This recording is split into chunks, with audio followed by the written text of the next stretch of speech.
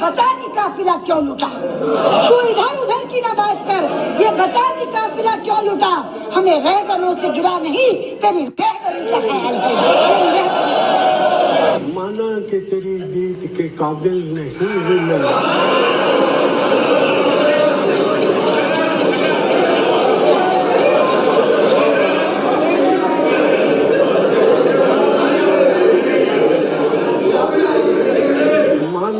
कि तेरी दीद के काबिल नहीं हूँ मैं, तो मेरा शौक तो देख, मेरा इंतजार देख।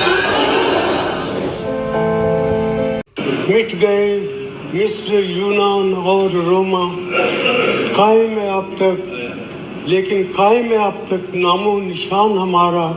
कुछ बात है कि हस्ती मिटती नहीं हमारी, सदियों रहा है दुश्मन दौरे ज़माना पर।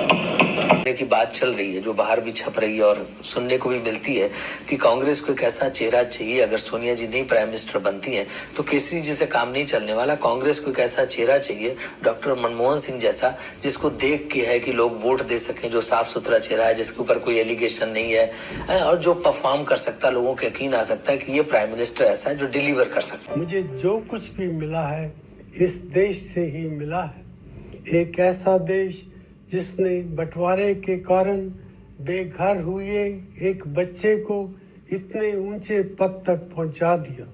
ये एक ऐसा कर्ज है जिसे मैं कभी अदा नहीं कर सकता। ये एक ऐसा सम्मान भी है जिस पर मुझे हमेशा गर्व रहेगा। ये संयोग ही था कि 2004 में यूपीए की जीत के बाद प्रधानमंत्री का पद मनमोहन सिंह को मिला, जिसकी कल्पना शायद ही कभी उन्होंने की थी। सोनिया गांधी ने इस पद के लिए मनमोहन सिंह को चुना। ऑक्सफोर्ड और कैम्ब्रिज की डिग्रियां उनके पास थीं और वित्तीय मामलों का एक बड़ा अनुभव भी था। 1980-82 तक वो प्लानिंग कमीशन में रहे थे। 1982 से 85 तक रिजर्व बैंक ऑफ इंडिया के गवर्नर रहे। 1991 में वे वित्त मंत्री बने।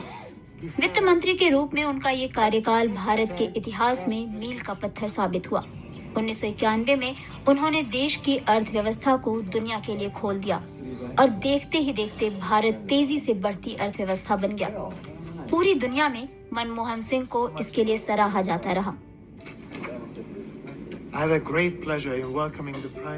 प्रधानमंत्री का पद उन्हें भले ही संयोग से मिला हो, लेकिन उनकी प्रतिभा और अनुभव ने उन्हें वहां तक पहुंचाया जहां वे इस पद के काबिल समझे गए।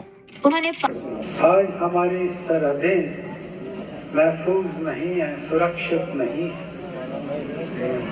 आज भारत की अर्थव्यवस्था उतनी मजबूत नहीं है जितनी होनी चाहिए। 2024 में ही मनमोहन सिंह राज्यसभा से रिटायर हुए।